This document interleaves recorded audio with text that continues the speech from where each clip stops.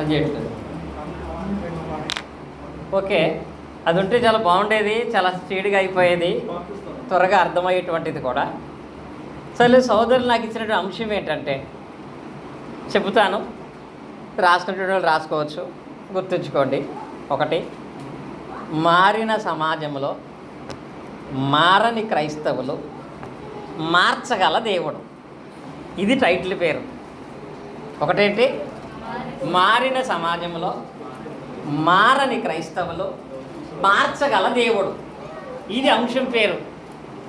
అంశమే ఎంత ఉంటే మరి దాన్ని వివరించడంలో ఇంకా చాలా ప్రాముఖ్యమైన విషయాలు మనం నేర్చుకుంటాం. ఈ 3 విషయాల్లో మనం చివరి మాటను ఒకసారి జ్ఞాపకం చేసుకుంటే, చివరి మాట ఏంటి? మార్చగల దేవుడు అనేటువంటిది. మార్చగల దేవుడు అనేటువంటి దాని దగ్గర దేవుడు దేన్నైనా మార్చగలడా, మార్చలేడా? ఆయన దేన్నైనా సరే మార్చగలడు. కొంతమంది ఈ రోజుల్లో పాపులర్ సాంగ్ ఒకటి పాడుతున్నారు, ఏమైనా చేయగలవు, ఏదైనా మార్చగలవు. నిజమే, ఏమైనా చేయగలవు, ఏదైనా మార్చగలవు. దేవుడు అంటే ఏదైనా మార్చగలిగిన వాడు. లాస్ట్ ఆప్షన్ అది. మన జీవితం అందు ఏది మారాలన్నా దేవుడు మారుస్తాడు. కానీ దేవుడు ఎలా మార్చగలడు అని అంటే, ఇది ఎందుకు జరగట్లేదు? వాటర్ వేయాలంటారా? ఓకే, మార్క్ చేసి ఉంటారు. ఓకే సార్, సరే ఈ మొక్క సరిపోతుంది, నేను రాస్తున్నాను ఒకసారి. అది చదువుతుంది, సరే చదువుతుందండి. వాటర్ వేస్తే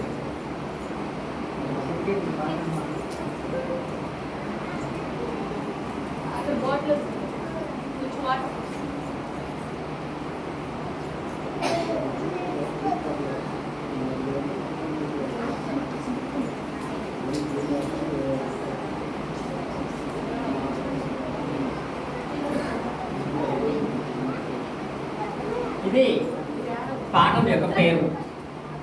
మారిన సమాజంలో మారని క్రైస్తవులు మార్చగల దేవుడు అనేటువంటి దీని గురించి మనం మాట్లాడుకున్నట్లయితే, ఇప్పుడు దీని గురించి ఆలోచిద్దాం. ఎందుకంటే దేవుని యందు ఆ విశ్వాసం ఉంటేనే, ఏ విశ్వాసం? ఏదైనా దేవుడు మార్చగలడు. మన పరిస్థితులు మార్చగలడు, ఆరోగ్యం మార్చగలడు, మన జీవితాన్ని మార్చగలడు, చచ్చిపోయిన తర్వాత మనం వెళ్ళే గమ్యాన్ని కూడా దేవుడు మార్చగలడు అనేటువంటి దానిని మనం నమ్మగలిగినప్పుడే ఆ దేవుని మీద విశ్వాసం ఉంచగలుగుతాము. కనుక ఆ విశ్వాసాన్ని బట్టి ఇక్కడ మార్చగల దేవుడు అనే దగ్గర ఒక వాక్యం చదువుకున్నాం. యెషయా గ్రంథము 43వ అధ్యాయము 19వ వచనం చూడండి. ఆయన ఏం మార్చగలడు? యెషయా గ్రంథము 43వ అధ్యాయము 19వ వచనం. ఇదిగో నేనొక నూతన క్రియ చేయుచున్నాను, ఇప్పుడే అది మొలుచును, మీరు దాన్ని ఆలోచింపరా? నేను అరణ్యములో త్రోవ కలుగు చేయుచున్నాను. చూడండి, ఇక్కడ అరణ్యములో త్రోవ కలుగు చేయగలను. రెండవది, ఎడారిలో నదులు పార చేయుచున్నాను. దేవుడు ఏం మార్చగలడంటే దానికి యెషయా గ్రంథము ద్వారా, యెషయా ప్రవక్త ద్వారా చెప్పినటువంటి మాట ఏంటో తెలుసా? ఆయన మార్చాలనుకుంటే అరణ్యంలో త్రోవను కలుగు చేయగలడు. అరణ్యంలో త్రోవ ఉంటుందా? బండేసి వెళ్ళగలమా? కారేసి వెళ్ళగలమా? అంటే మార్గము లేనటువంటి, ఏ మార్గము లేనటువంటి స్థితిలో ఉన్నప్పటికీ కూడా అరణ్యము లాంటి నీ జీవితంలో దేవుడు మార్గాన్ని ఏర్పాటు చేయగలడు. రెండవది ఏంటి? ఎడారిలో నదులు ప్రవహం చేయగలడు. అసలు ఎడారి అంటేనే ఏముంటుంది? ఇసుక. ఎడారిలో నీళ్లుంటాయా? కనుక నీరే దొరకనటువంటి ఎడారిలో నీరు దొరకటం అనేది అసంభవం. కానీ ఎడారి లాంటి జీవితంలో కూడా ఏం చేయగలడు ఆయన? నదులు ప్రవహింప చేయగలడు. అంటే మార్చగలిగినటువంటి వాడు దేవుడు. మనకు సాధ్యమైనవి కాదు, అసాధ్యమైనవి కూడా మార్చగలిగేటువంటి వాడు దేవుడై ఉన్నాడు. కానీ అలా దేవుడు మన జీవితాలలో అరణ్యం లాంటి జీవితంలో త్రోవ కలుగు చేయాలన్నా, ఎడారి లాంటి జీవితంలో నదులు కలుగు చేయాలన్నా, నరకానికి వెళ్ళిపోయి నిన్ను పరలోకం పంపాలి అన్నా ఆయన దాన్ని చేయగలరు. కానీ ఎవరి విషయంలో చేస్తాడు ఆయన అనేది ఇప్పుడు మనం నేర్చుకునేటువంటి పాఠ్యాంశం. ఎవరి విషయంలో చేస్తాడు అనేది ఆలోచన చేసినట్లయితే ఇప్పుడు మారినటువంటి వాళ్ళు సమాజంలో ఉన్నారు. సమాజం అనగానే ఇక్కడ అర్థం ఏంటంటే లోకం. మారని క్రైస్తవులు అంటే ఎవరు? ఇక్కడ బాప్తీసం పొందిన వాళ్ళ, పొందని వాళ్ళ?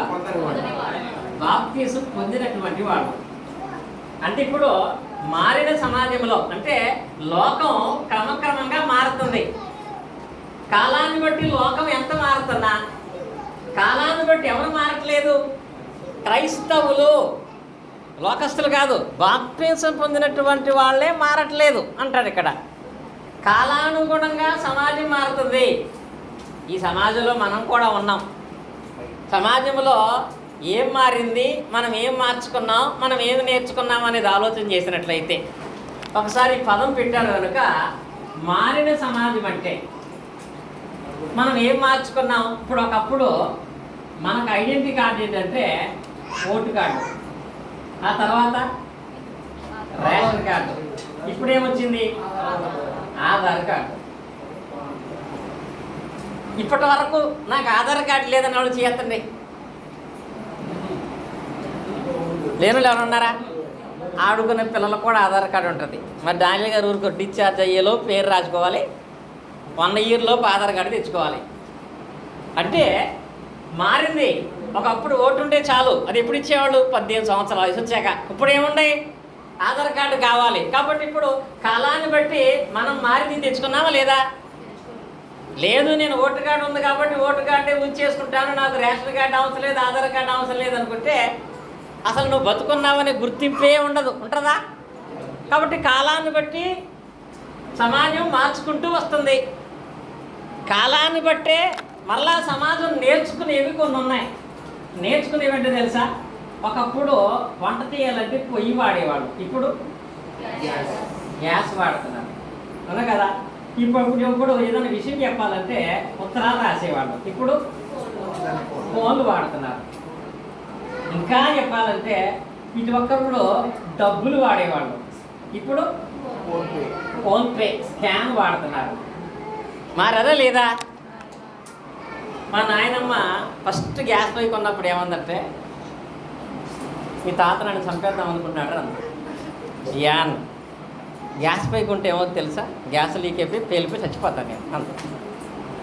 అన్నీ కొన్న తర్వాత ఒక నెలకే గ్యాస్ మామూలుగా వాళ్ళ ఎక్కువ వదిలేసింది అనమాట. నెలకు అయిపోయేటప్పటికి గ్యాస్ అయిపోయింది, పొయ్యి మీద ఉండలేకపోతున్నాను, గ్యాస్ బండి ఇప్పుడు తెస్తారు అంది. అది ఎప్పటికి అలవాటు అయిపోయింది. ఒక నెలకే సమాజం మారింది. పొయ్యిలు వాడటానికి ఇప్పుడు కుదరదు కాబట్టి గ్యాస్ వాడవలసి వస్తే నేర్చుకున్నారా లేదా? ఇటువరకు ఉత్తరాలు రాసేవాళ్ళు, ఇప్పుడు ఏం చేస్తున్నారు? నాకు ఫోన్లో మాట్లాడటం రాదు, ఫోన్లో మాట్లాడటం ఇబ్బందికరంగా ఉంటుందని ఎలా ఉంటున్నారా? అసలు ఫోను మాట్లాడకుండా ఒక్కరోజు కాదు కదా, గంట కూడా గడవట్లేదు జనాలకి. అంత ప్రిఫరెన్స్ ఇచ్చేటువంటి వాళ్ళు ఉంటున్నారు. మొన్న మా జ్యోతి ఉందని చెప్తాను. మా జ్యోతి నేను ఒక షాప్కి వెళ్ళాం. ఇంచుమించుగా 75 సంవత్సరాలు 80 సంవత్సరాల వయసు ఉంటుంది. ఒక ముసలమ్మ వచ్చింది, జుట్టు అంతా తెల్లగా ఉంది. ఆమె వచ్చి ఖర్చులు తీసుకుని ఫోన్ తీసుకుని అక్కడ స్కాన్ చేస్తుంది. మా జ్యోతికి ఫోన్పే ఉంది, పిన్ నెంబర్ తెలియదు నాకు, మా పిల్లలకి తప్ప. చెప్పినా పట్టించుకోదు. ఆమెను చూసి అంటుంది, నా మీద ఆవిడ బెటర్ ఉంది. నేను ఎందుకు అందా అనుకున్నా. 80 సంవత్సరాల వయసులో కూడా స్కానర్ వాడుతుంది. నేను వాడతాక నాకు పిన్ నెంబర్ తెలియదు అంటుంది. అంటే కాలం మారేటప్పటికీ ఇవన్నీ కూడా మార్చుకుంటున్నాము, నేర్చుకుంటున్నాము, జరుగుతున్నాయి కదా. అందుకే చెప్పాక మారిన సమాజంలో మనం కూడా దానికి అనుగుణంగా మార్చుకుంటున్నాం, నేర్చుకునేటువంటి వాళ్ళంగా ఉంటున్నాం. మరి క్రైస్తవులుగా ఉన్నటువంటి మనం చేసేటువంటి పని ఏంటి? క్రైస్తవులుగా ఏం చేస్తున్నాం? క్రైస్తవులైనటువంటి వాటి విషయంలో దేవుని లేఖనాల ప్రకారంగా మనం ఎలా జీవించగలుగుతున్నాం? ఇది నేర్చుకునేటప్పుడు మీకు ఒక విషయం చెప్పాలి. మారని క్రైస్తవులు అంటే ఇక్కడే స్థానిక సంఘంలో ఏ సుబ్బారావు గారినో విజయ్ గారు నిలబెట్టి మీ స్థానిక సంఘంలో ఇంకా మారనోళ్ళు ఎవరంటే టప్ 5-6 పేర్లు చెప్పేస్తారు. ఆయన పేరు మాత్రం చెప్పుకోరు. చెప్తారా?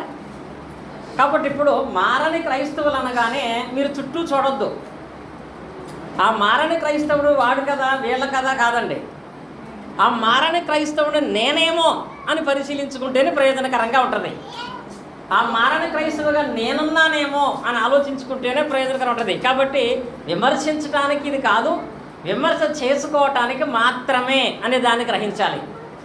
ఇలా మారని క్రైస్తవులని చెప్తున్నప్పుడు దీన్ని ఎవరు అలా అర్థం చేసుకునేటువంటి వాళ్ళగా ఉంటున్నారంటే, యేసుక్రీస్తు వారు సువార్త పరిచర్య చేసేటప్పుడు మత్తయి సువార్తలో 26వ అధ్యాయము 21వ వచనములో యేసుక్రీస్తు వారు తన శిష్యులతో మాట్లాడుతూ ఒక మాట అన్నారు. శిష్యులందరూ కలిసి ఇలాగా చక్కగా అందరూ కలిసి భోజనానికి కూర్చున్నారు. అపోస్తలులందరూ, యేసుక్రీస్తు వారు కూడా కూర్చున్నారు. అందరూ భోజనం చేస్తుంటే యేసుక్రీస్తు వారు ఏమన్నారంటే, ఆయన మీలో ఒకడు నన్ను అప్పగించునని మీతో నిశ్చయముగా చెప్పుచున్నాను అనే మాట ఆయన వాడాడు. మీలో ఒకడు నన్ను అప్పగిస్తాడని. మీలో ఒకడు నన్ను అప్పగిస్తాడనే మాట రాగానే ఎవరికి వాళ్ళు మేం కాదు అని నిరూపించుకోవడానికి ప్రయత్నం చేశారు. ఆ వచనాలు కిందకు చదువుకుంటూ వస్తే అక్కడ ఉన్నటువంటి వాళ్ళందరూ కూడా ముందు బహుగా దుఃఖపడ్డారంట. ఎంత దుఃఖపడ్డారు? యేసుక్రీస్తు వారు, నేను మీకు వాక్యం నేర్పిస్తున్నాను, నేను మీకు భోజనం పెడుతున్నాను, నేను మిమ్మల్ని రాబో కాలంలో సర్వలోకాన్ని సువార్త ప్రకటించేటువంటి అపోస్తలులుగా ఏర్పాటు చేసుకుంటున్నానని వాళ్ళు మీరు మాట్లాడి ఎంత ప్రేమించి ఎంతమందిలో నిన్ను నేను ఎన్నుకున్నటువంటి ఈ 12 మందిలోనే ఒకడు నన్ను అప్పగించి చంపేద్దాం అనుకుంటాడని అన్నాడు. ఆ మాట అనగానే ఎవరికలకి బాధ వేసింది. ఇలాంటి ఆయన్ని చంపడానికి, ఇలాంటి ఆయన అప్పగించడానికి ఎవడికా మనసు ఉంటుందని ఎవడికి వాడే. ఇప్పుడు 12 మంది ఉన్నప్పుడు ఆ మాట అన్నప్పుడు 12 మందికి బాధ వేస్తుందా వేయదా? అసలు వేయదా? ఇప్పుడు ఇక్కడ సేవకులు కూర్చున్నారు, ఒక 10 మంది అనుకోండి. సేవకులు కూర్చున్నప్పుడు ఇక్కడికి వచ్చిన సేవకులు ఒకడు దొంగ ఉన్నాడు అన్నాడు అనుకో, దొంగోడికే బాధ, అందరికీ బాధ. దేని పోతే దానియేలు గారు పిలిచినందుకు వెళ్ళి ఆ మాట అనిపించుకోవాల్సి వచ్చింది. అందరూ భయపడతారు కదా, వాళ్ళు కూడా బాధపడ్డారు. బాధపడి ఒక్కొక్కడు అడగటం మొదలెట్టాడు. పేతురు గారు, అయ్యా నేనా? కాదు. ఫిలిప్పు గారు, అయ్యా నేనా? కాదు.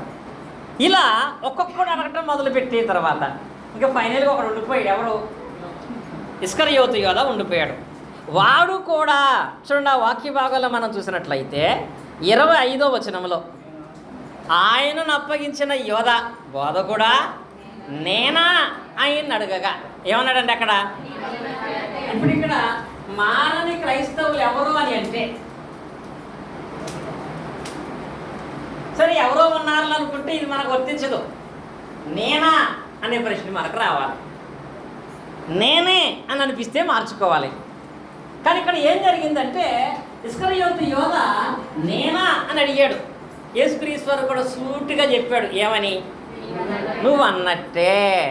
ఇలా చెప్పే ధైర్యం మాకు ఉండదు ఒక్కొక్కసారి, మరి డాలి గారికి కూడా ఉండదు ఒక్కొక్కసారి. నీ వల్లే అంతా లేటు, నీ వల్లే అన్ని సమస్యలు, నీ వల్లే అందరూ మానేస్తున్నారు అనేటువంటి ధైర్యం ఉండదు అని యేసుక్రీస్తు అన్నారు. ఇస్కరియోతు యోధ నేనా అనగానే అవును నువ్వు అన్నట్టే అన్నాడు. ఇక్కడ ఈ మాట మనం గమనించినట్లయితే ఇస్కరియోతు యోధ నేనా అని అన్నప్పుడు, నీవే అని యేసుక్రీస్తు అన్నప్పుడు మార్చుకున్నాడా మార్చుకోలేదా? మారాడా మారలేదా? మారాడా? ఇది సమస్య ఇక్కడ. నేనా అన్నాడు యేసుక్రీస్తు, నువ్వే అన్నాడు. నువ్వే అన్నప్పటికీ కూడా ఏం చేయలేకపోయాడు? మార్చుకోలేదు. నువ్వు అన్నట్టే అన్నా సరే ప్రశాంతంగా భోజనం చేశాడు, వెళ్ళిపోయాడు. ముద్దు పెట్టుకుని యేసుక్రీస్తు వారిని అప్పగించేశాడు. అప్పగించడాన్ని బట్టి ఏం జరిగింది? అప్పగించిన యేసుక్రీస్తు వారి కంటే ముందుగా కూడా తన కాలానికి ముందే చచ్చాడు. ఎవరు? ఇస్కరియోతు యోధ. అంటే మారటానికి అవకాశం వచ్చినా, మారటానికి హెచ్చరిక చేసిన మారకపోవటాన్ని బట్టి ఇస్కరియోతు యోధ తన కాలానికి ముందే చచ్చిపోయాడు, ఉరేసుకుని చచ్చిపోయాడు. ప్రసంగి గ్రంథంలో చెప్తాడు అలాంటి వాళ్ళ గురించి. ప్రసంగి గ్రంథము 7వ అధ్యాయము 17వ వచనం మనం చదువుకున్నట్లయితే, ప్రసంగి గ్రంథము 7వ అధ్యాయము 17వ వచనం. అధికముగా దుర్మార్గ పనులు చేయకము, బుద్ధిహీనముగా తిరగవద్దు, నీ కాలములకు ముందుగా నీ వేళ చస్తా అంటాడు. ఇక్కడ కాలానికి ముందే అంటే దాని అర్థం ఏంటి? ఇంకా ఆయుష్కాలం ఉంది, బతుకుతావు కొంతకాలం. దేవుడు ఆయుష్కాలం ఇచ్చాడు నీకు. దేవుడు ఆయుష్కాలం ఇచ్చినప్పటికీ ముందే చస్తావు. ఇస్కరియోతు యోధా విషయంలో కూడా అతనికి మరణం రాలా, తానే చచ్చాడు. దానికి గల కారణం నేనా అన్నాడు కానీ నీవే అన్న తర్వాత దాన్ని మార్చుకోలేకపోయాడు. కొంతమంది అనుకుంటారు ఇస్కరియోతు యోధా లేకపోతే అసలు మనకు రక్షణే లేదు కదా అని. అక్కడ యేసుక్రీశ్వరు అంటాడు, మనుషు కుమారుడు పోవలసిన విధంగా ఆయన పోతున్నాడు, కానీ అది ఎవడి వల్ల జరుగుతుందో వాడికి శ్రమ. ఆయన వెళ్ళవలసిన మార్గంలో ఆయన వెళ్ళిపోతాడు, అది నువ్వే ఉండవు, అది నీకు శ్రమ. అది నీవే అన్నప్పుడు నువ్వు మారే అవకాశం ఉంటుంది, కానీ అతను మార్చబడలేదు. నేనా అన్నాడు తప్ప, వాడే అని తెలుసుకున్నాడు తప్ప దాన్ని ఒప్పుకోలేకపోయాడు, దాన్ని గ్రహించలేకపోయాడు. ఇప్పుడు ఇస్కరియోతు యోధా లాంటి వాళ్ళు మనలో చాలా మంది కనపడతారు. ఎలా ఉంటారంటే కొన్ని లోపాలు ఉంటాయి. ఆ లోపాలు చెబుతుంటే సిగ్గుపడాలి, కానీ ఆ విషయంలో చాలా గొప్పగా చెప్పుకుంటారు. అది అంత దరిద్రం అనమాట. మీకు అర్థమైనది చెప్పాలంటే ఇక్కడ వాక్యం చెప్తా. ఇక్కడ కొంతమంది నిద్రపోతున్నారు అన్నాను అనుకో, లాలయ్య గారు అది నేనే అన్నాడంటే ఏమంటున్నాడు ఆయన? నేనే అంటే దాని అర్థం ఏంటి? ఎంతమందిలో వాక్యం చక్కగా జరుగుతుంటే నిద్రపోతున్నారు అన్నప్పుడు నేనే కదా నిద్రపోయేదని సిగ్గుపడాల్సింది పోగా నేనే నిద్రపోతానని గొప్పగా చెప్పుకోవటం. అది చెప్పుకునేవాళ్ళు లేరా?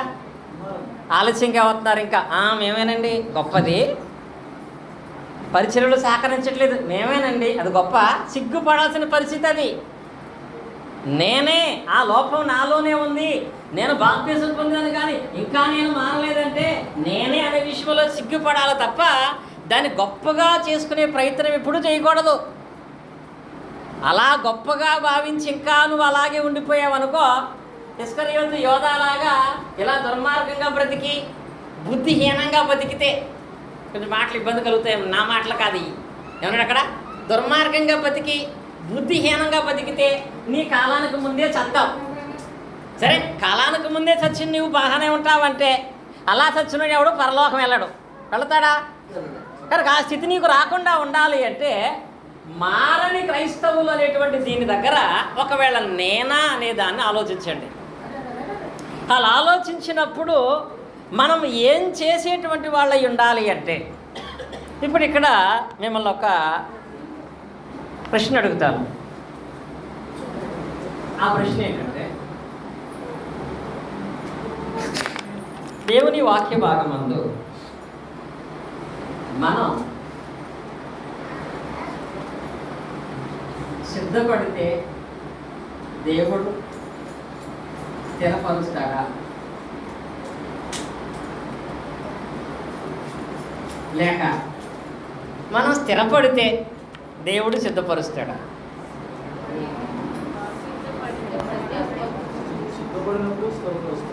ఏం జరుగుతుంది అక్కడ? మనం సిద్ధపడితేనే దేవుడు స్థిరపరుస్తాడు అనే మాట మీరు అన్నారు. అంటే ఫస్ట్ మీరు మనం సిద్ధపడదాం, దేవుడు ఏం చేస్తాడు? స్థిరపరుస్తాడు అనేటువంటి మాట. ఒక వాక్యం మనం చదువుకుందాం. ఆ వాక్య భాగం ఏమిటంటే కీర్తనల గ్రంథంలో, కీర్తనల గ్రంథం 119వ అధ్యాయం. కీర్తనల గ్రంథము 119వ అధ్యాయం 5వ వచనం చదువుకుందాం ఒకసారి.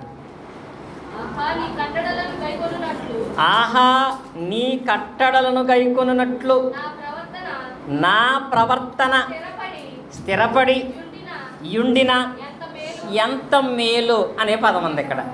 అంటే ఇప్పుడు ఆ వాక్య భాగంలో కీర్తనకారుడైన దావీదు గారు ఏం చెప్తున్నాడు? స్థిరపడితే నాకు ఎంత మేలు అని. ఏం చేస్తే? స్థిరపడితే ఎంత మేలు అని. మరి ఇప్పుడు సుబ్బారావు గారు చెప్పింది రైటా తప్ప?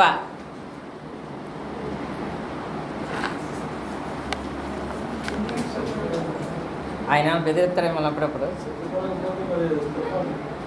ఇప్పుడు కీర్తనాకారుడు మీరు స్థిరపడితే మేలు అన్నాడు. ఇక్కడ ఈ వాక్య భాగంలో సుబ్బారావు గారు సిద్ధపడితే మేలు అన్నాడు. సిద్ధపడితే స్థిరపడతామా, స్థిరపడితే సిద్ధపడతామా అనేటువంటి దాని దగ్గర ఆయన ఒక ఆన్సర్ ఇచ్చాడు. మీరు ఎందుకు వచ్చిన మాట్లాడకుండా కూర్చున్నారు. ఇప్పుడు దీని యొక్క ఆన్సర్ ఏంటంటే, కొన్ని విషయాల్లో మనం సిద్ధపడితే దేవుడు స్థిరపరుస్తాడు. ముఖ్యమైన విషయాల్లో మనం స్థిరపడితే దేవుడు సిద్ధపరుస్తాడు. ఇప్పుడు మీకు ఇది అర్థం అవటానికి కొన్ని ఎగ్జాంపుల్ చెప్తాను. మొదటిగా ఆదికాండము 6వ అధ్యాయము 18వ వచనం చూడండి. ఆదికాండము 6వ అధ్యాయము 18వ వచనం. అయితే నీతో నా నిబంధన స్థిరపరచుదును, నీవును నీతో కూడా నీ కుమారులను నీ భార్యయు నీ కోడళ్ళను ఆ వాడలో ప్రవేశింపవలెను. ఇక్కడ ఈ వాక్య భాగంలో నోవహుతో దేవుడు నీతో నా నిబంధన సిద్ధపరుస్తానని చెప్పలా. ఏం చెప్తానన్నాడు? స్థిరపరుస్తాను. ఏం చేస్తాను? దేవుడు ఇక్కడ నోవహు నీతో నేను చేసిన నిబంధన అనే మాటకు అర్థం ఏంటి? నిబంధన అంటే అర్థం ఏంటి? కొత్త నిబంధన పాత నిబంధన అంటాం కదా. నిబంధన అంటే అర్థం ఏంటి? నిబంధన అనే మాటకు అర్థం ఏంటి? నిబంధనలో ఏముంటాయి? ఆజ్ఞలు ఉంటాయి. నిబంధన అంటే ఏంటి? ఒప్పందం. మీరు చాలా సంతోషం. ఒప్పందం. ఇప్పుడు నోవహుతో దేవుడు ఒక ఒప్పందం చేశాడు. ఏమని? ఈ ప్రపంచమంతా జలప్రళయములో నాశనం చేయబడుతున్నప్పటికీ నేను నీ కుటుంబాన్ని రక్షిస్తాను అనేటువంటి ఒప్పందం చేశాడు. ఇక్కడ దేవుడు ఏమంటున్నాడు? నోవహు నీతో నేను చేసిన నిబంధన స్థిరపరుస్తాను. కానీ నోవహు దేవుడు చేసిన నిబంధన స్థిరపరచబడాలంటే నోవహు దేనికి సిద్ధపడాలి? ఆ వాక్యంలో దేనికి సిద్ధపడాలి? నీవు నీ ఇంటి వారును వాడలో ప్రవేశింపవలెను. అంటే నోవహు ఫ్యామిలీ వాడలో ప్రవేశించడానికి సిద్ధపడితేనే నోవహుకు దేవుడు చెప్పిన వాగ్దానం లేకపోతే నిబంధన ఏమని చేస్తాడు? స్థిరపరుస్తాడు. నోవహు గారు మాత్రం రేపే జలప్రళయం అంటున్నావు కానీ నాకు కొంచెం పనులు ఉన్నాయి, ఒక 6 నెలలు ఆగిన తర్వాత వాళ్ళలోకి వస్తానంటే చస్తాడా బతుకుతాడా? ఏం చేస్తాడు?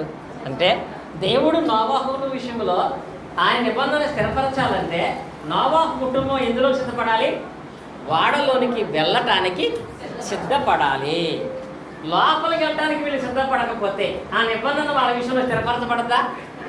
అంటే స్థిరపరచాలంటే వీళ్ళు సిద్ధపడాలి. ఇంక మీకు అర్థం అవడానికి ఎగ్జాంపుల్ చెప్తాను.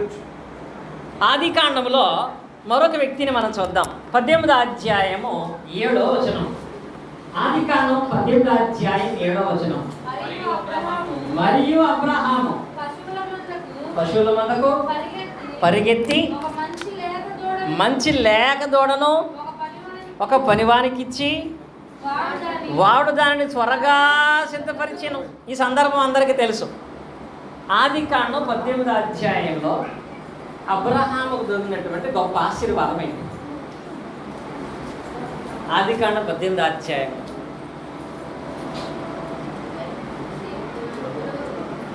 ఏం దొరికింది? అబ్రహాంకి లేక తోడ దొరికిందా? సుమారు 24 సంవత్సరాల కళ నెరవేరే దైవం దొరికిందా? ఆదికాండ 18 అధ్యాయంలో 24 సంవత్సరాలు. మరలా సంవత్సరానికి ఎవరు పుట్టారు? ఇస్సాకు. దేవుడు అబ్రహాముతో ఒక నిబంధన చేశాడు ఆదికాండం 12 అధ్యాయంలో. ఏమని? నేను అనేక జనాలుగా చేస్తాను. ఆదికాండం 12 అధ్యాయంలో దేవుడు అబ్రహాముతో నిబంధన చేసి దాన్ని స్థిరపరచడానికి ఆదికాండం 18 అధ్యాయంలో అబ్రహాము ఏం చేస్తే స్థిరపరచబడింది? అక్కడ అబ్రహాము ఏం సిద్ధం చేశాడు? ఏం చేశాడు? మంచి భోజనం. మనం కదా భోజనం కడుపుకుందాం అంటే ఇక్కడ ఆతిథ్యాన్ని సిద్ధం చేశాడు. ఏం చేశాడు ఆయన? ఆతిథ్యం సిద్ధం చేశాడు. అక్కడ అనుకుంటా నేను, రోజు ఆతిథ్యం ఇచ్చే మనసు ఆయనకు ఉంది. ఆ ఒక్కరోజు కనుక అంత దూరం ఏం పరిగెడతానులే, పోతే పోయేట్లు అనుకుంటే మళ్ళీ ఆ కాలం ఇప్పుడు నెరవేరేదో ఉన్నా కదా. అబ్రహాము ఆతిథ్యం సిద్ధపరిచినప్పుడే దేవుడు అంతా చేసిన నిబంధన ఏం చేశాడు? స్థిరపరిచాడా లేదా? దీనికి సిద్ధపడకపోతే అది స్థిరపరచబడటం అనేది ఎలా జరిగేదో, ఎంత ఆలస్యం అయ్యేదో అనే దాన్ని మనం చూడవచ్చు. ఇంకా చివరికి ఇంక ఎగ్జాంపుల్ చెప్తా. చాలా ఎగ్జాంపుల్స్ ఉంటాయి. ఆ విధానంలో ఒక ఎగ్జాంపుల్ ఏంటంటే సమూయేలు మొదటి గ్రంథము 1వ అధ్యాయము 23వ వచనం చూడండి. సమూయేలు మొదటి గ్రంథము 1వ అధ్యాయం 23వ వచనం. కాబట్టి ఆమె పెనిమిటి అయిన ఎల్కానా నీ దృష్టికి ఏది మంచిదో అది చేయము. నీవు వానికి పాలు మాన్పించు వరకు నిలిచి ఉండము. యెహోవా తన వాక్యము స్థిరపరచునుగాక. ఈ వచనాన్ని మీరు చదివారు కదా, రాసుకున్నారు కదా. ఇంకా వచ్చిన మంది నేను దాన్ని ఎక్స్ప్లెయిన్ చేస్తా. హన్నా చాలా దుఃఖముతో, మనోవేదనతో తన జీవితం మీద ఉన్నటువంటి ఒక నింద పోవటానికి ప్రార్థన చేసింది. హన్నా ప్రార్థన విని దేవుడు ఆమెకి అమ్మాయిని ఇచ్చాడు, అబ్బాయిని ఇచ్చాడా?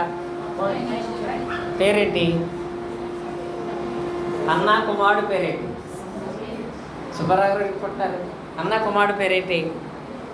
సమూయేలు. సమూయేలు పుట్టాడు. ఇప్పుడు మనం చదువుకున్న వాక్యము సమూయేలు పుట్టిన తర్వాత ఈ హన్నా యొక్క భార్య ఎల్కానా వచ్చి ఏమన్నాడంటే, అమ్మ దేవుడు చాలా గొప్ప కార్యం చేశాడు కదా, సరే మనం ఏటేటా అక్కడికి వెళ్తూ ఉంటాం కదా, కాబట్టి ఈ సంవత్సరం మనం అక్కడ ఆ మందిరానికి వెళదాం పదంటే ఆమంది, అయ్యా నేను పుట్టినటువంటి ఈ కుమారుడు సమూయేలు పాలు మానేదాకా అక్కడ రాను అంది. అంటే నేను ఒక నిబంధన చేసుకున్నా. ఏమనంటే ఈ బిడ్డను ఎప్పుడైతే మందిరానికి తీసుకెళ్తానో అక్కడ వాడిని దేవుడికి ప్రతిష్ఠించేస్తానని చెప్పాను. కాబట్టి నేను వెళితే వాడిని అక్కడ వదిలేయాలి. కాబట్టి ఇప్పుడే తీసుకెళ్ళి వదిలేస్తే వాడు జీవనం కొంచెం కష్టతరంగా ఉంటుంది. కాబట్టి పాలు విడిచేదాకా వాడిని నా దగ్గర ఉంచుకొని, పాలు విడిచిన తర్వాత నేను వాడిని తీసుకెళ్ళి అప్పచెప్పేస్తాను అన్నట్టు. అంటే ఇక్కడ హన్నా దేనికి సిద్ధపడింది? లేక పుట్టిన తన కుమారుణ్ణి దేవునికి ఇచ్చేయటానికి అన్న సిద్ధపడింది, ఇవ్వడానికి సిద్ధపడింది. ఎప్పుడైతే ఇవ్వడానికి సిద్ధపడినట్లుగా ఇచ్చిందో, సమూయేలు ఉండగానే హన్నాకి 5 పిల్లలు పుట్టారా అంటే ఇంట్లో ఉండగానే? సమూయేలు ఇచ్చేసిన తర్వాత హన్నాకి పుట్టారా? ఆమె ఇవ్వటానికి సిద్ధపడి సమూయేలు ఇచ్చేసిన తర్వాత దేవుడు ఆమెను 5 పిల్లలతో స్థిరపరిచాడు. స్థిరపరచలేదా? అంటే ఇప్పుడు మీరు చూడండి, ఈ 3 సందర్భాల్లో కూడా నోవాహు విషయంలో దేవుడు స్థిరపరచాలంటే నోవాహు కుటుంబం ఎందులోకి వెళ్ళడానికి సిద్ధపడాలి? వాళ్ళకి వెళ్ళ సిద్ధపడాలి. అబ్రహాముతో దేవుడు చేసిన నిబంధన స్థిరపరచబడాలంటే అబ్రహాం ఏం చేయాలి? ఆతిథ్యం సిద్ధపరచాలి. హన్నా విషయంలో దేవుని వాక్యం స్థిరపరచబడాలంటే హన్నా ఏం చేయాలి? సమూయేలు ఇవ్వాలి. అప్పుడు 5 బిడ్డలతో ఆమె కుటుంబాన్ని దేవుడు స్థిరపరిచాడు. మరి ఇప్పుడు ఒక క్రైస్తవులుగా మన జీవితాల యందు దేవుడు స్థిరపరచాలంటే మనం సిద్ధపడితే దేవుడు స్థిరపరుస్తాడు. ఏ విషయాల్లో? కుటుంబ రక్షణ విషయంలో దేవుడు స్థిరపరుస్తాడు, సంతాన విషయంలో దేవుడు స్థిరపరుస్తాడు, ఆశీర్వాదం విషయంలో దేవుడు స్థిరపరుస్తాడు. కానీ ఇక్కడ చెప్పినటువంటి నోవాహు లాంటి, అబ్రహాము లాంటి, హన్నా లాంటి ఆశీర్వాదాలు పొందాలంటే ఇప్పుడు మనం సుబ్బరాగం దగ్గరికి వస్తాం. ఆశీర్వాదాలు పొందాలి అంటే ఇప్పుడు కీర్తనల గ్రంథంలో దావీదు గారు ఏం చెప్పాడు? 119:5 ఏం చెప్పాడు?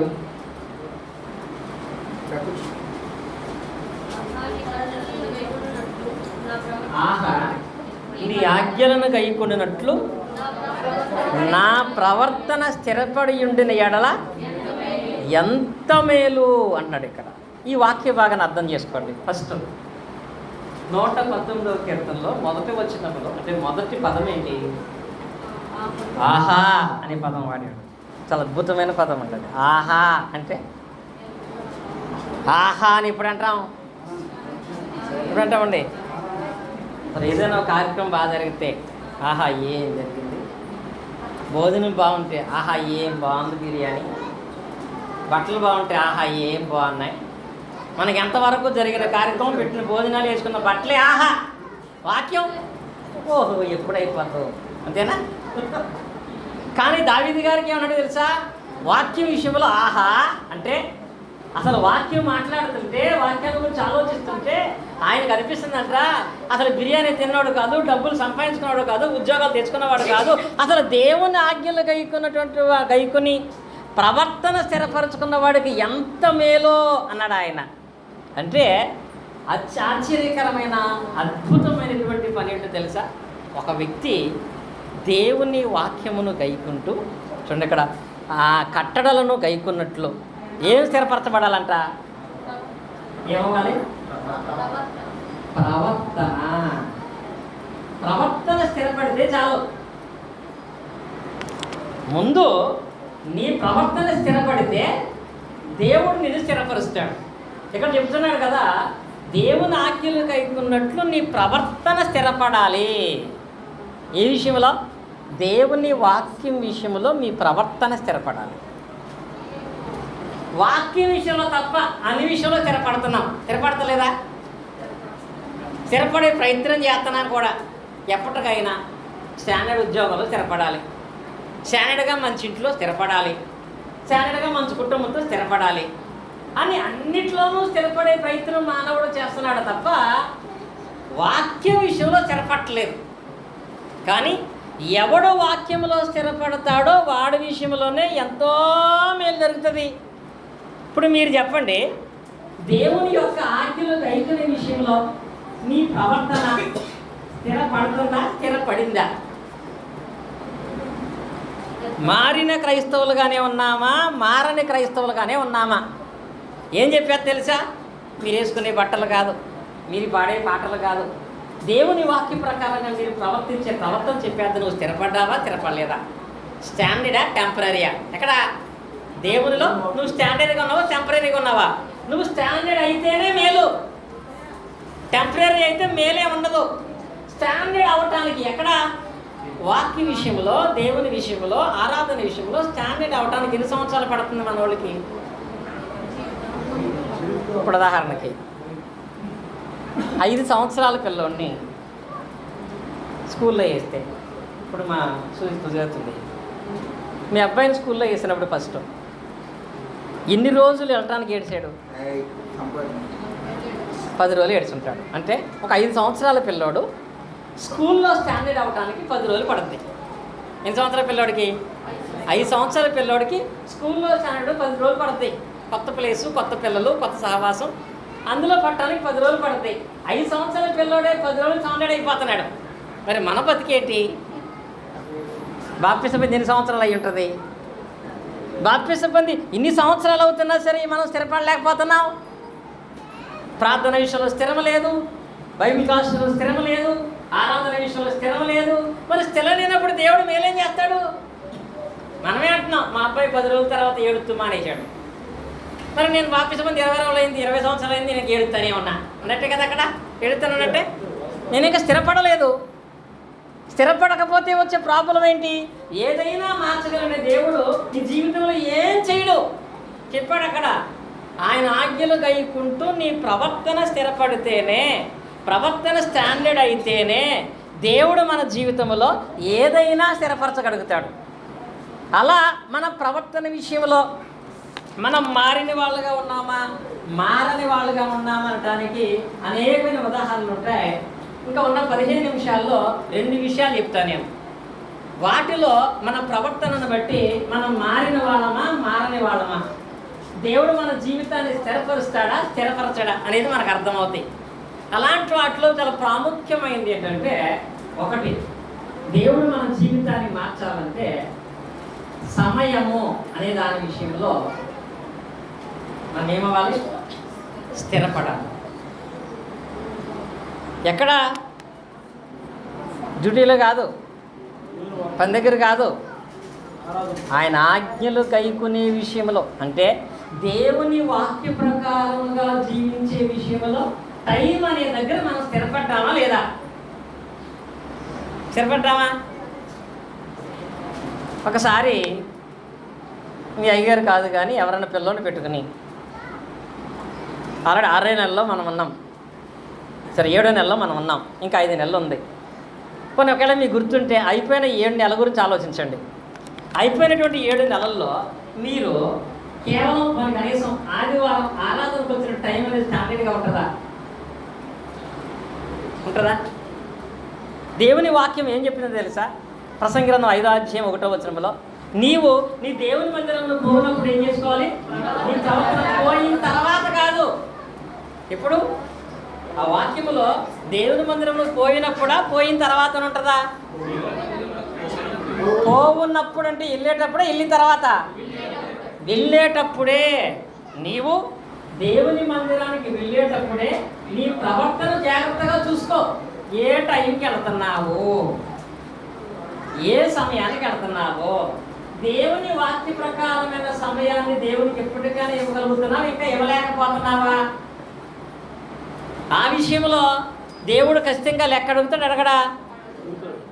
చాలామంది మనం గ్రహించాల్సిన విషయం ఏంటంటే, యేసుక్రీస్తు గురించి ఆలోచిద్దాం ఒకసారి.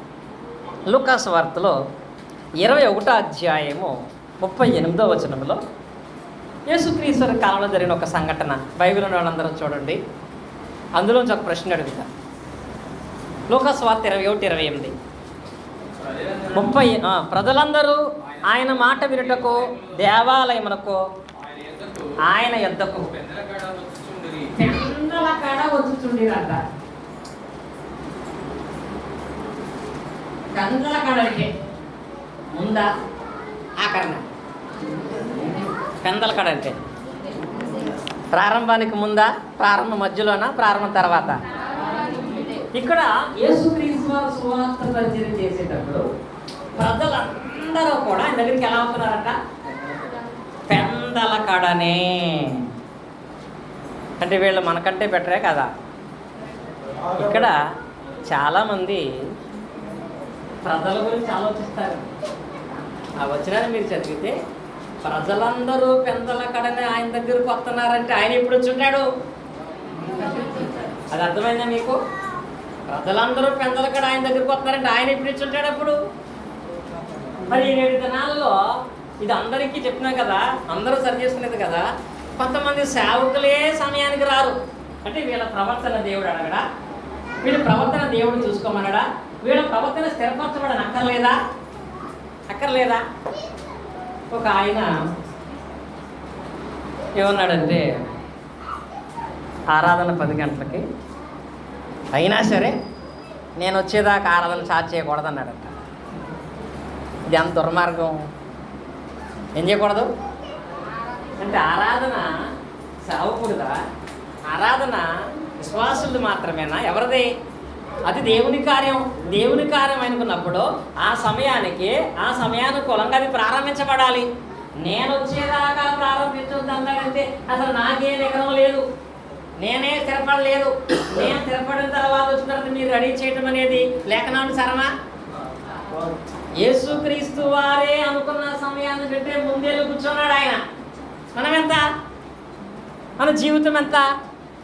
మరికొంతమంది చెప్పేటువంటి సాకులు ఏంటంటే, కొన్ని సందర్భాల్లో నేను సమయానికి వచ్చేస్తాను, కానీ ఈరోజు మార్నింగ్ అయ్యగారికి నేనే టిఫిన్ పెట్టా, అందుకే లేట్ అయింది.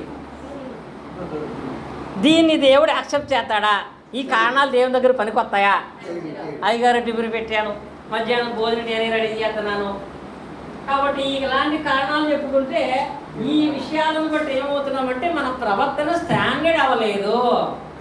మందిరానికి వచ్చే విషయంలోనే నువ్వు స్టాండర్డ్ అవ్వలేదంటే ఇంకా మందిరంలో చెప్పే వాక్యాల్లో స్టాండర్డ్ అవ్వడంటే కనుక ఏమైనా ఆధారం ఉంటుందా? యేసుక్రీస్తు ఏమన్నారో తెలుసా? ఒక ఆయన్ని ఇలాగ టైం అయిపోతుంది రా అన్నాడు. వాడు అన్నాడు మత్తయి సువార్త 8:21, నేను వచ్చేస్తాను కానీ మా తండ్రి చనిపోయాడో వాడిని పాతి పెట్టుకొస్తానన్నాడు. ఇక్కడ ప్రాబ్లం చాలా పెద్దదా చిన్నదా? మందిరానికి రావడానికి చాలా పెద్ద చిన్నదా? మామూలు కాదు కదా. తండ్రి చచ్చిపోయాడు. తండ్రి చచ్చిపోతే వాడు అంటాడు, సరే ఈరోజు కొంచెం వస్తా, నేను మా తండ్రిని పాతి పెట్టుకొస్తానన్నాడు. సరే నీ పరిస్థితి నాకు అర్థమైందిలే, పర్లేదు అన్నాడా? తండ్రి చచ్చిపోతేనే టైంకి రాలేదన్నాడు. తండ్రి చచ్చిపోతేనే రావటం మానద్దు అన్నాడు. తండ్రి చచ్చిపోతేనే వాళ్ళు పాతి పెట్టుకుని వచ్చినట్టు వెంబడించమన్నాడు. మరి మనం సమయానికి రాకపోవడానికి ఆ కారణాలా? అందుకు రాలేదా? 8 గంటలకు ఆరాధన, 8:10 వచ్చేవాడు ఎవడు చచ్చాడని. 8 గంటలకు ఆరాధన, నువ్వు 8:15 వచ్చావంటే ఏం జరుగుతుందని. కేవలం ఇది మనల్ని మనం విమర్శించుకోవటానికి తప్ప ఎవరిని విమర్శించడానికి కాదు. మా సంఘ సభ్యులు కూడా ఉన్నారు కాబట్టి చెప్తున్నాను నేను. ఎందుకనగా నీ ప్రవర్తన స్థిరపడితేనే దేవుడు మేలు చేస్తాడు. నీ ప్రవర్తన విషయంలో సమయమే స్థిరపరచబడకపోతే అప్పుడు దేవుని వలన మనం ఎలాంటి మేలు పొందగలం? ఒకవేళ నువ్వు సమయం అందు కనుక స్థిరపరచబడితే ఎలా ఉంటుంది, స్థిరపరచబడకపోతే ఎలా ఉంటుందో జ్ఞాపకం చేయాలంటే, ఇప్పుడు ఉదాహరణకు యేసుక్రీస్తు వారి కాలంలో ఒక ఆయన ఉన్నాడు పాపం. లూకాసు వార్తలో మనందరికీ తెలుసు. లూకాసు వార్త 19వ అధ్యాయము 4వ వచనం మనం చదువుకున్నట్లయితే, లూకాసు వార్త 14వ వచనంలో, అప్పుడు యేసు ఆ త్రోవను రానయ్యుండెను కనుక అతడు ముందుగా పరిగెత్తి ఆయనను చూచుటకు ఒక మేడు చెట్టు ఎక్కాను. ఇక్కడ ఉన్న వ్యక్తి ఎవరు? జక్కయ్య. ఇక్కడ ఈయన చేసినటువంటి ప్రాముఖ్యమైన పని ఏంటి? ముందెళ్ళటం. ఏం చేయటం? ముందెళ్ళటం. ముందెళ్ళటం అనే ఒక్క ఆప్షన్ కనుక తప్పించుంటే యేసుక్రీస్తుకి దొరికేవాడే కాదు. ఆ రోజు ఆయన ఇంటికి రక్షణ వచ్చేదే కాదు. ఈ రోజు ఆయన గురించి మాట్లాడుకునే వాళ్ళమే కాదు. కేవలం అతనికి అంత ప్రాధాన్యత ఇవ్వడం గల కారణం ఏంటంటే, యేసు ఆ దారిలోకి వచ్చిన తర్వాత తాతీగా రాలా, నేను ఆయన చూడాలనుకుంటున్నాను, అది నాకు నెరవేర్చబడాలంటే ఆయన ఏ మార్గంలో తెలుసుకున్నాడు, ముందుగా వెళ్ళాడు. వెళ్ళటాన్ని బట్టి ఫలితం ఏంటి? ఆ ఇంటికి రక్షణ వచ్చింది. మరి ముందుగా రానటువంటి వాళ్ళ స్వభావం ఎలా ఉంటుందో తెలుసా? ముందుగా రాణుల గురించి చెప్పేటప్పుడు ఒక భార్య భర్తల స్టోరీ చెప్తాను ఎక్కువ నేను, సమయాన్ని పాటించిన వాళ్ళకి. ఆ భార్య భర్తల స్టోరీ మా ఇద్దరు స్టోరీ కాదు, బైబిల్లో భార్య భర్తల స్టోరీ. ప్రసంగి గ్రంథంలో పరమగీతాల్లో 5వ అధ్యాయం 3వ వచనం చదివితే, ఇప్పుడు ఆమెకు లేట్ అవుతుంది పాపం. మీకు కూడా లేట్ అవుతుందా? ఒక ఆమెకు లేట్ అవుతుంది. దేనికి? నేను వస్త్రము తీసివేసి తిని నేను మరలా దాన్ని ధరింపలేనా? నా పాదములు కడుక్కుంటుని నేను మరలా వాటిని మురుగు చేసుకునేలా? తలుపు సందున నా ప్రియుడు చేయి ముట్టించిన అంతరంగం అతని ఎడల జాలిగొనెను. ఏమంటుందంటే ఇక్కడ పరమగీతాల్లో సొలొమోను అతని భార్య విషయంలో మాట్లాడిన మాట.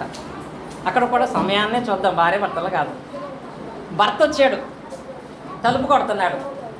తలుపు కొట్టి టైంకి లోపలేం ఎలా ఉందంట, శుభ్రం కాళ్ళు కడుక్కొని నీటికి కడుక్కొని మంచం ఎక్కి పడుకుంది. ఈ లోపు తలుపు కొడుతున్నాడు. తలుపు కొడుతుంటే తలుపు తీయకపోగా తలుపు కొట్టి ఆయన్ను చూసి జాలి పడుతుందంట పాపం. నా అంతరంగమే అంత జాలి పడుతుందో. ఏం జరుగుతుంది? వచ్చమ్మా, మంచుకు నా తల తడిచిపోతుంది, తలుపు తీయమని చెప్తుంటే ఆమె లెగట్లా, కానీ చూస్తుంది. తలుపు చందులో చేపెట్టి తలుపు తీసే ప్రయత్నం నీకు రాట్లా. ఆయన ప్రయత్నం చేత చూసి అనుకుంటే మనసు నుంచి పాపం ఎంత బాధపడుతున్నాడు, ఎంత ఇబ్బంది పడతాను చూస్తే తలుపు మాత్రం తీయట్లేదు. ఈ రోజుల్లో మా డానియల్ గారు నన్ను చూసి అలాగే జాలి పడతారు. ఎలా తెలుసా? పాపం ఎంత వర్షమైన ఆరాధనకు వచ్చేస్తాడు పాపం, ఎంత కష్టమైన బైబిల్ తరగతులు పెట్టేస్తాడు పాపం. వీళ్ళు రారు రాకులాగే ఎలాగా మీకు పాపమా? అదే పాపం అనుకోవట్లేదా? పాపం ఎందాకని తలుపు కొడుతున్నాడు పాపం, సందులో చేపెట్టి మరీ తీస్తున్నాడు పాపం. అలా అనుకోవట్లేదా? మీరు అనుకోరా? ఇంత వర్షంలో కూడా ఈ గారు వచ్చేసారు తడిచిపోతా అంటే ఆ విషయంలో నేను తీయలేకపోతున్నాను, నేను వెళ్ళలేకపోతున్నానని బాధ కాదు. ఆయన చూసి ఆమె బాధపడద్ది, ఈయన చూసి మీరు బాధపడతారు. ప్రయోజనం ఏముంటుంది? అలా ఆమె తలుపు తీయడానికి ఆలస్యమైంది, ఆయన ముందుంటే వెనకాల ఉంది. ఈలోపు ఆయన వెళ్ళిపోయాడు. అప్పుడు గుర్తొచ్చింది, ఆరాధనకి వెళ్దాం అనుకుంటుంది. రాత్రి 2 గంటల దాకా టీవీ చూసింది, లెగలేకపోతుంది. లేదు స్నానం చేద్దాం అనుకుంటుంది, చలేస్తుంది కాబట్టి చేయలేకపోతుంది. ఈలో ప్రార్థన స్టార్ట్ అయింది. సరే పాటలకి వెళ్దాం అనుకుంది, పాటలు అయిపోయినాయి. వాక్యానికి వెళ్దాం అనుకుంది, వాక్యం అయిపోయింది. రొట్టె ద్రాక్షసం అయిపోయింది, కానుకలు అయిపోయినాయి. అప్పుడు అనుకుని కబక రెడీ వచ్చింది. ఈలోపు డానియల్ గారు వెళ్ళిపోయారు. అప్పుడు ఏమనుకుంటా తెలుసా? ఇప్పుడు నాకు రొట్టె ఎవడిస్తాడు అనుకోరు. పోతే పోంజలో వచ్చి వారం చూద్దాం, అంతే కదా. కానీ ఇక్కడ ఆమె లేటుగా తలుపు తీసింది. ఈలోపు ఆయన వెళ్ళిపోయాడు. డానియల్ గారు ఉంటారా? వెళ్ళిపోయాడు. వెళ్ళిపోయాక పరిగెడుతుంది. అక్కడ ఉంటుంది కావలి వారి పట్టుకుని ఆమె గాయపరిచారంట. జక్క ఇంటికి రక్షణ రావడానికి ఆ స్త్రీ దెబ్బలు తినడానికి గల కారణం ఏంటి? ఆయనలో ముందెళ్ళే గుణం ఉంది, ఈమెకు ఆలస్యం అయ్యే గుణం ఉంది. ఈ ఆలస్యం అనుకునేటువంటి గుణాన్ని బట్టి అంతటి ప్రమాదకర స్థితిని ఎదుర్కొనవలసిన పరిస్థితి ఆమెకు వచ్చిందనే దాన్ని గ్రహించాలి. కాబట్టి ఫస్ట్ మందిరానికి వచ్చిన తర్వాత నీ ప్రవర్తన కాదు, లేఖనాల ప్రకారంగా దేవుడిని స్థిరపరచాలంటే రావటంలో నీ ప్రవర్తన స్థిరపడాలి. చెప్పాడు కదా, నీ ప్రవర్తన లేఖనాల ప్రకారంగా స్థిరపడితే అది ఎంత మేలంటే ఎంతో మేలు. అది స్థిరపరచబడాలి. స్థిరపరచబడిందా? ఒకవేళ నేను ఇంకా మారనేటువంటి వాడుగానే సొలొమోను భార్యలాగానే ఉన్నాను అనుకుంటే, జక్కయ్యలాగా ముందుగా మీరు మారితే మీ రక్షణ కలిగినటువంటి స్థితిని దేవుడు సంపూర్ణతను కలుగజేసి పరలోకాన్ని ఇస్తాడు. లేదు నేను బాప్తిసం పొందిన మారని క్రైస్తవుగానే ఉన్నానంటే ఆమెని కావలి వాళ్ళు కొట్టారో మనం నరకంలో పడతారు. అగ్ని ఆరదు, పురుగు చావదు. కనుక ఆలస్యానికి వచ్చే ఫలితం అది, ముందు వస్తే ఫలితం ఇది. కనుక ఇప్పుడు సమయం విషయంలో మనం ఎలా ఉన్నాం అనే దాన్ని ఒకసారి ఆలోచించేటువంటి వాళ్ళగా మనం ఉండాలి. ఇంకా తర్వాత రెండవది, ఆదివారం అంటేనే ఆరాధనలో, ఆదివారం దినాన్న ఆరాధనలో అత్యంత ప్రాముఖ్యమైన భాగం ఏది? అత్యంత ప్రాముఖ్యమైన ప్రారంభ ప్రార్థన మా యాకోబు గారు చెప్పారు. అది దాని ప్రాముఖ్యమా? ఇంకా మీకు చెప్పాలంటే అసలు సంఘంగా ఆదివారం కూడుకోవడానికి గల కారణమే అది. అది లేకపోతే ఆదివారం కూడుకోవాల్సిన అవసరమే లేదు. ఏంటది? సరే, అపోస్తలుల కార్యం చదువుకుందాం ఒకసారి. అపోస్తలుల కార్యం 20వ అధ్యాయం 7వ వచనం. అపోస్తలుల కార్యాలు 20వ అధ్యాయం 7వ వచనం. ఆదివారమున మేము రొట్టె విరుచుటకు కూడినప్పుడు, అంటే ఆదివారం అంటేనే అందులో ప్రధానమైన అన్ని ముఖ్యమైనవే, అందులో అత్యంత ముఖ్యమైనది తెలుసా? రొట్టె విరవటం అనే దాని విషయంలో కూడుకోవడం. ఇది ఆదివారం వాళ్ళు కూడుకునేదే దానికి. మిగతా రోజులు దేనికి? ఇంటింటా కూడుకునేవాళ్ళు, ఇంటింటా వాళ్ళు వచ్చిన ఆహారం తినేవాళ్ళు. అంటే ప్రతిరోజు ప్రార్థన, ప్రతిరోజు వాక్యం, ప్రతిరోజు పాటలు. కానీ ఆదివారం అనగానే ఖచ్చితంగా నువ్వు ఎందుకు కూడుకుంటున్నావంటే రొట్టె ద్రాక్షరసం కొరకు. ఇది ఆదివారపు దినాన అత్యంత ప్రాముఖ్యమైనదిగా మనం చూస్తాం. దీన్ని మీరు ఏమని పిలుస్తారు?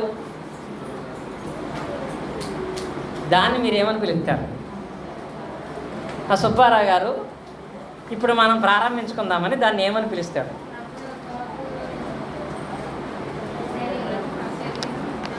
అందులో ఏముంటాయంటే అయ్యి, దాన్ని ఏమని పిలుస్తారు?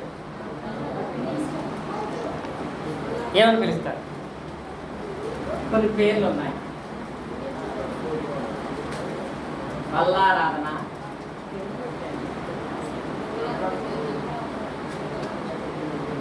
బహురాత్రి భోజనమా? ఎందులో దీనికి ఒక ఆయన అడిగాడు, మీ దగ్గర సంస్కారం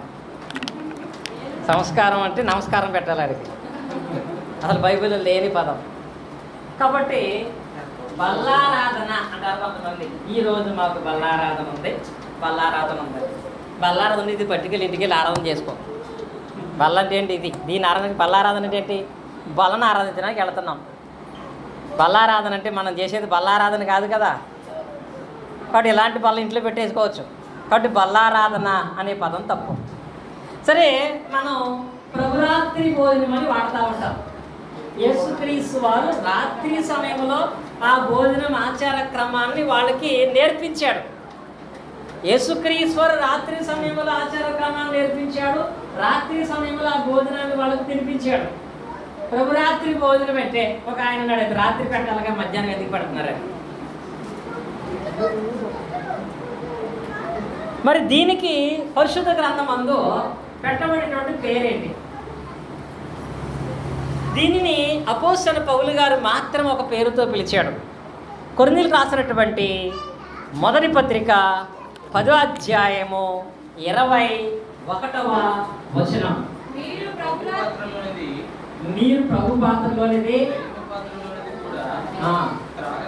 తాగనేరరు, ప్రభు బల్ల మీద ఉన్నదానిలోను దెయ్యముల బల మీద ఉన్నదానిలోను కూడా మీరు పాలు పొందనేరరు అనే మాట. ఇక్కడ పౌలు గారు ఏం వాడాడు? ప్రభు బల్ల అనేటువంటి పదాన్ని వాడాడు. ప్రభు బల్ల అనగా ప్రభు చేత ఏర్పరచేటువంటి విధానంలో ప్రభు బల్ల అంటే మళ్ళీ యేసుక్రీస్తు ఒక బల్ల ఉందా, టేబుల్ ఉందని కాదండి. అంటే ప్రభు వల్ల క్రమంలోనూ, ప్రభు వల్ల క్రమం అనేది ఆయన ఎలా నేర్పించాడు? ఒక రెట్టే ద్రాక్షారసాన్ని పట్టుకుని దాన్ని జరిగించడాన్ని ఆయన నేర్పించాడు. ఇప్పుడు ఈ ప్రభురాత్రి భోజనం కానీ ప్రభు వల్ల విధానం కానీ జరిగించే విషయంలో మనము మారిన క్రైస్తవులుగా ఉన్నామా, మారని క్రైస్తవులుగా ఉన్నామా ఆలోచించాలి. అంటే అదే అపోస్తలుల కార్యగ్రంథములు 20వ అధ్యాయం 7వ వచనంలో జరిగిన సందర్భాన్ని ఒకసారి చదువుకుందాం. అపోస్తలుల కార్యగ్రంథము 20వ అధ్యాయం 7వ వచనం. స్పష్టంగా దాన్ని చూద్దాం. ఆదివారమున మేము రొట్టె విరుచుటకు కూడినప్పుడు. ఇక్కడ ఈ వాక్య భాగంలో రొట్టె విరవటానికి కూడింది ఎవరు? రొట్టె విరవటానికి పౌలు అక్కడే కూడుకున్నాడా? ఇక్కడ ఒక పదం ఉంది, ఆదివారమున మేము రొట్టె విరుచుటకు కూడినప్పుడు. మేమంటే ఎవరు? ఇక్కడ అపోస్తలుల కార్యం రాసింది ఎవరు? పౌలా, లోకానా? లోకా గారు రాశాడు. ఇప్పుడు మేమంటున్నాడంటే ఎవరిని కలుపుకుంటున్నాడు? లోకా అన్నటువంటి సంఘమంతా కూడా రొట్టె విరవటానికి కూడుకున్నారు. ఏ ప్రాంతం అంటే ఇది త్రోయ అనేటువంటి ప్రాంతంలో రొట్టె కూడుకున్నారు. పౌలు గారు ఆయా ప్రాంతాల్లో సువార్త పరిచర్య చేసుకుంటూ ఇప్పుడు ఇక్కడ 7 దినాలు ఉన్నాడు. ఆయన ఉన్న దినాల్లో ఈ త్రోయ అనే ప్రాంతంలో ఆదివారం వచ్చింది. ఆదివారం రాగమనే సంఘం అంతా ఏం చేస్తున్నారు? రొట్టె విరవటానికి కూడుకున్నారు. ఆదివారం కాబట్టి సేవకుడైనా విశ్వాసి అయినా ఎక్కడున్నా సరే ఆదివారం అనగానే క్రీస్తు సంఘానికి వెళ్ళి క్రీస్తు సంఘంలో రొట్టె విరవాలి. పౌలు గారు కూడా త్రోయ అనే ప్రాంతానికి వచ్చినప్పుడు వాళ్ళు రొట్టె విరుస్తున్నారు కనుక వాళ్ళతో పాటు విరవటానికి ఆయన ఆరాధనకి వెళ్ళాడు. పౌలు గారు రొట్టె విరవటానికి వెళ్ళేటువంటి ఆ టైం ఎలాంటిదో తెలుసా? ఆ వాక్య భాగంలో పౌలు మరునాడు వెలనయ్యుండి ఎక్కడికి వెళ్ళాలంట అంటే ఇప్పుడు పౌలు గారికి తెల్లారితే ఏముంది? ప్రయాణం. మరునాడు వెళ్ళనయ్యుండి ఎక్కడికి వెళ్ళాలి? త్రోయ నుంచి యెరూషలేము వెళ్ళాలి. మరునాడు వెళ్ళవలసినటువంటి పరిస్థితి ఉన్న, ప్రయాణం ఉన్న, తెల్లారి ప్రయాణం అంత పెట్టుకుని మొన్నటి రోజు పౌలు గారు ఏం చేస్తున్నాడు? రొట్టె విరవటానికి వెళ్ళాడు. రొట్టె విరవటానికి వెళ్ళాడు. అంత ప్రయాణం ఉంది.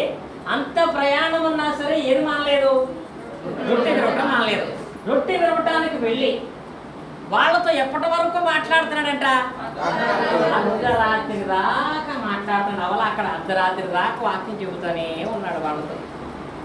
అర్ధరాత్రి దాకా వాక్యం చెప్తాడు. అర్ధరాత్రి దాకా వాక్యం చెబితే మీరు వింటారా?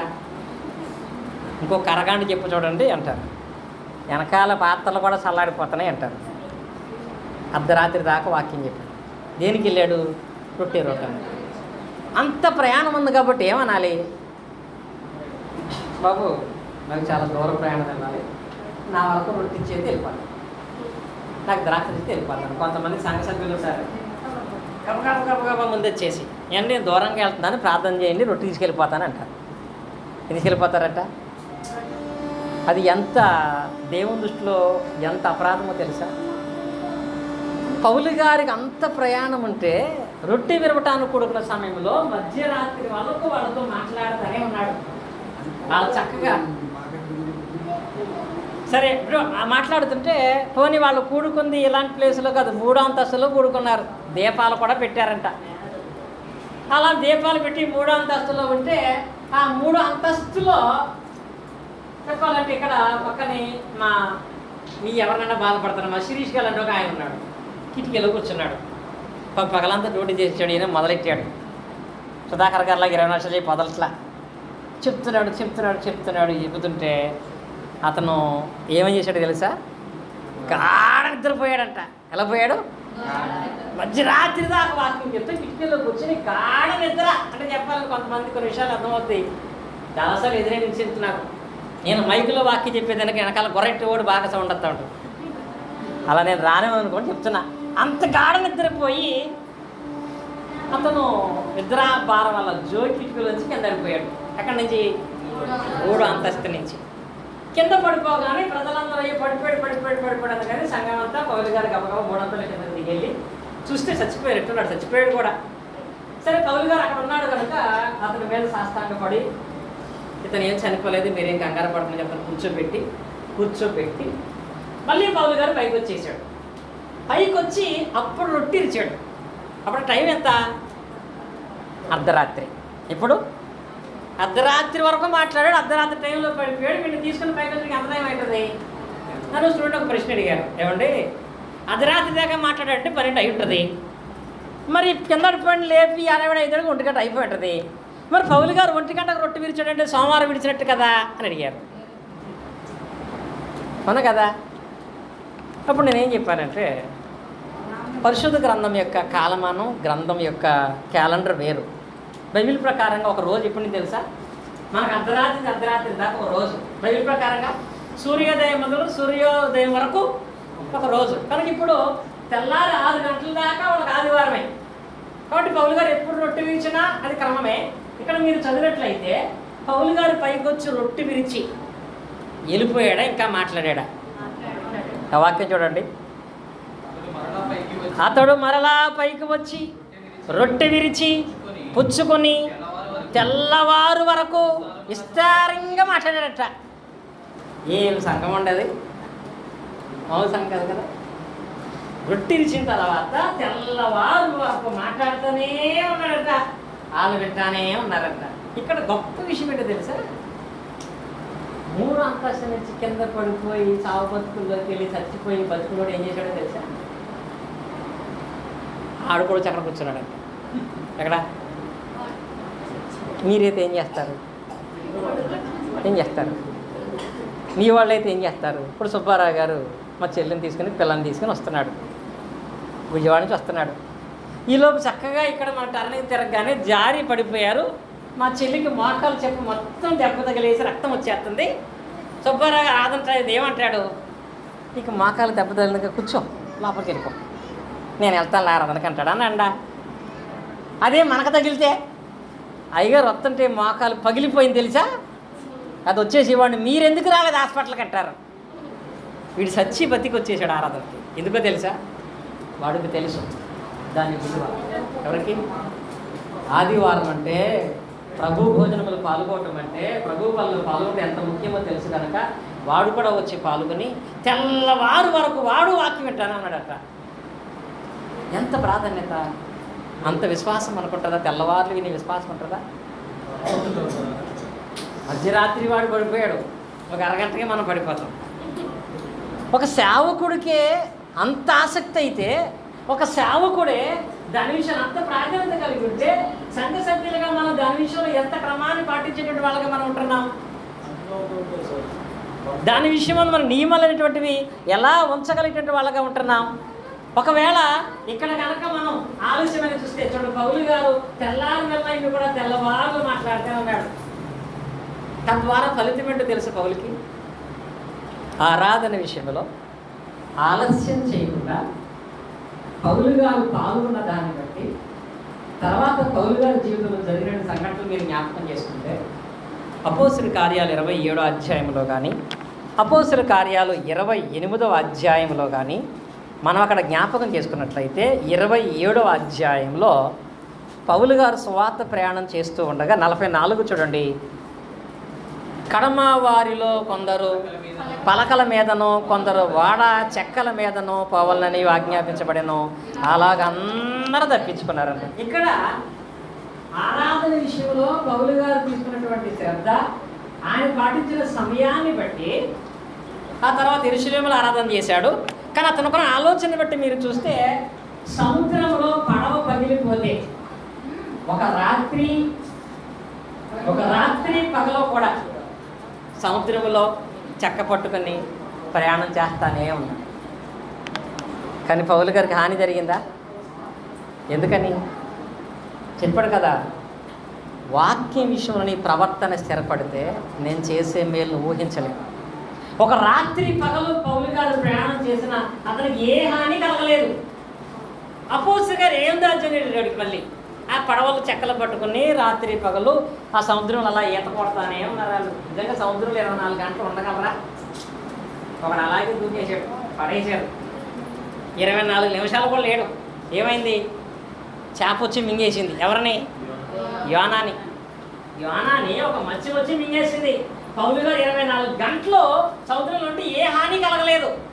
దానికి గల కారణం అతని బ్యాక్గ్రౌండ్ కాదు, అతని ఆస్తి కాదు, దేవుని వాక్యము గైకునే విషయంలో అతని ప్రవర్తన. అంత ప్రయాణం ఉన్న ఆరాధన మానలేదు, రొట్టె విషయంలో అశ్రద్ధ చేయలేదు.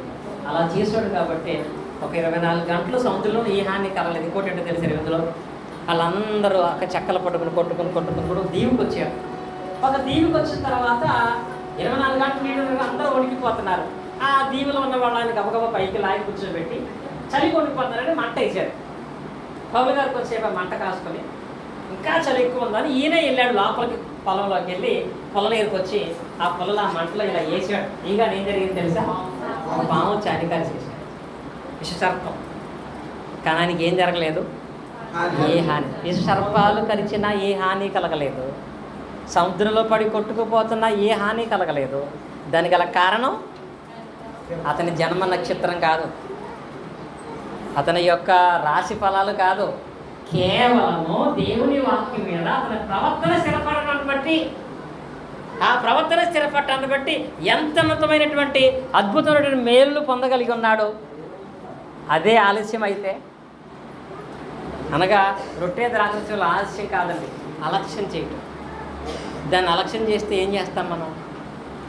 వాక్యం చూడండి, కొరింథీ రాసిన మొదటి పత్రిక 11వ అధ్యాయం 28వ వచనం మనం చదువుకున్నట్లయితే ప్రతి ఆదివారమున ఆరాధనలో ఈ వాక్య భాగాన్ని చదువుతారు. చూడండి ఇక్కడ 1 కొరింథీ 11:28. కాబట్టి ప్రతి మనుషుడు తన్ను తాను పరీక్షించుకొనవలెను, అలాగు చేసి ఆ రొట్టెని తిని ఆ పాత్రలోను త్రాగవలెను. ప్రభు శరీరమని వివేచింపక తిని త్రాగువాడు తన ఇష్టావిధి కలుగుటకే తిని త్రాగుచున్నాడు. ఇందువలన అనేకులు ఏమవుతున్నారు? బలహీనులు, రోగులు అయిపోతున్నారు. దేనివల్ల?